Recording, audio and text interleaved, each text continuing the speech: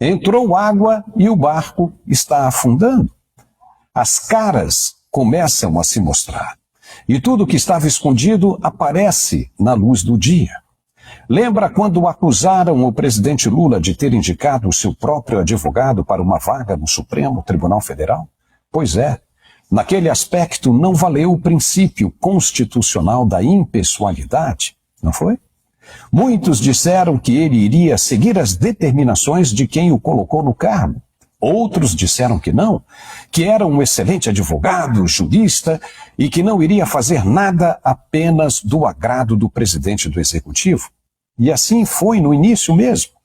Cristiano Zanin chegou a discordar de algumas ações que eram do interesse do presidente Lula. E muita gente disse, está vendo aí? Não tem nada a ver. Poderia ter sido isso uma estratégia de começo, apenas? E que, com o passar do tempo, as coisas se revelariam? Não se sabe. Mas a verdade é que o governo corre contra o tempo. E os cofres ficam cada vez mais vazios. Não se pode dar o luxo de perder a arrecadação em um momento em que manter os caprichos se faz mais necessário. Sim, caprichos.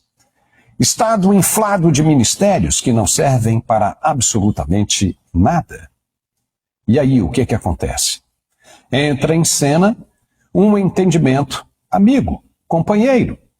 Uma mão para ajudar em um momento de crise. O ministro cancelou a desoneração da folha de pagamento para todos os 17 setores da economia. Mas como assim? Sendo que já havia acordos com relação à matéria aprovada pelo Congresso? O ministro Haddad já estava até conformado? Só que não. O governo entrou com uma ação e o ministro Zanin atendeu. O caso está sendo julgado pelos outros ministros da Corte em plenário virtual. Eles vão decidir se mantém ou não o veto do ministro Zanin. Gilmar Mendes e Flávio Dino, vejam só, já votaram com o relator pela manutenção do veto. Ou seja, Flávio Dino era do governo até um dia desses. Os ministros têm até o dia 6 de maio para decidir se mantém ou não a decisão de Zanin.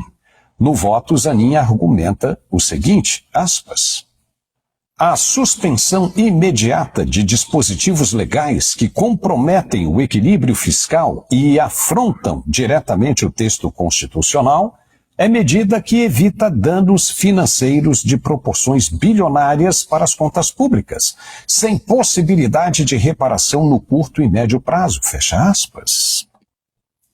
A resposta do Congresso Nacional, que pensava que o assunto já estava resolvido, que já tinha terminado, que eram águas passadas, foi imediata e de imensa surpresa.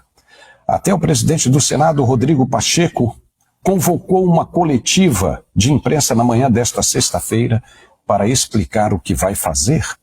Ele se encontrou com a equipe jurídica do Senado logo pela manhã e decidiu entrar com um agravo regimental, pedindo a revisão e derrubada da decisão do ministro Zanin. Pacheco falou muito e levantou tudo que o Congresso e especificamente ele fizeram em prol do governo para aumentar a arrecadação. E não gostou do que aconteceu. A fala dele está um pouquinho longa, mas é importante também que você ouça e saiba o que está acontecendo. Veja. Eu queria, antes de tratar mais detidamente sobre a parte técnica dessa ADI, é dizer que o ano de 2023 foi um ano em que o Congresso Nacional Brasileiro proporcionou ao Brasil e naturalmente ao governo federal meios para poder ter governabilidade e uma arrecadação que pudesse fazer frente aos gastos públicos propostos pelo governo.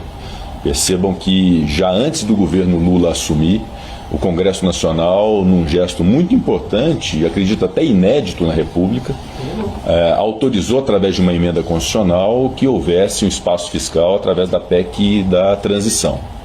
Logo na sequência, ao longo do ano de 2023, aprovamos um sem número de projetos para a sustentação fiscal e orçamentária do Brasil.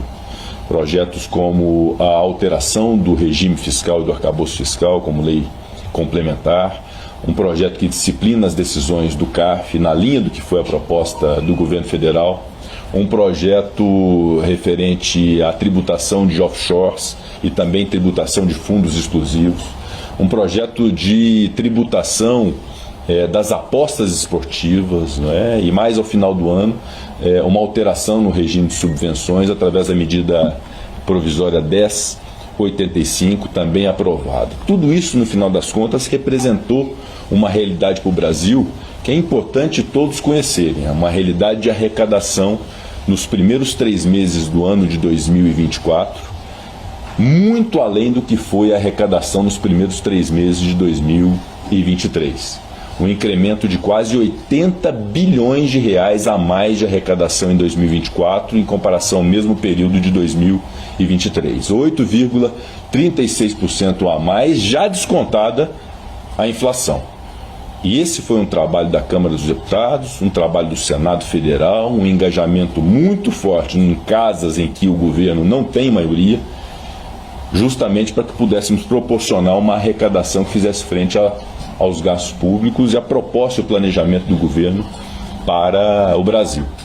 E é incrível agora nós nos depararmos com uma situação, inclusive espelhada numa petição da Advocacia Geral da União, como se os problemas do Brasil se resumissem à desoneração da folha de pagamento de 17 setores e à desoneração de municípios já muito sacrificados por um pacto federativo muito injusto para municípios. Portanto, isso definitivamente não é verdade dentro de um contexto que é o contexto em que a arrecadação proporcionada pelas medidas do Congresso Nacional foram muito além do que o impacto orçamentário e financeiro dessas duas medidas de desoneração de folha para setores da economia, justamente para que possam manter a empregabilidade. A razão de ser é esta: esses setores são autoempregadores, a folha de pagamento tem um grande impacto na sobrevivência desses setores, eles geraram emprego mais do que a média dos outros setores nacionalmente. Então há uma lógica da prorrogação dessa desoneração que, aliás, vem desde 2011, não é fato novo, não é uma novidade aqui desse Congresso Nacional nesse instante. Me diga o que você viu nessa fala de Rodrigo Pacheco. O que eu vi foi o que dissemos no início: o barco está afundando e nenhum acordo acertado no princípio conseguirá ser cumprido. O governo não abre mão da gastança e não tem mais dinheiro para bancar o desperdício. Então, lamenta, mas não pode abrir mão de nenhuma arrecadação. Por isso, a AGU, que é a Advocacia Geral da União, a pedido do presidente, entrou no Supremo e as caras começaram a aparecer. A coisa só vai piorar de agora em diante, infelizmente. Nem que se tribute o vento que sopra em seus cabelos e o ar que você respira vai ser o suficiente para cobrir as contas do governo. E aí, quem vai aguentar essa corda espremendo na cintura de agora em diante? Quem? Não vai ter jeito. Todo mundo vai ter de pular desse barco o quanto antes, caso contrário, vai afundar com ele. É semelhante ao abraço do afogado. Não seria mais fácil cortar 10 ministérios, por exemplo? Isso resolveria, mas ninguém quer cortar na própria carne, quer cortar na dos outros.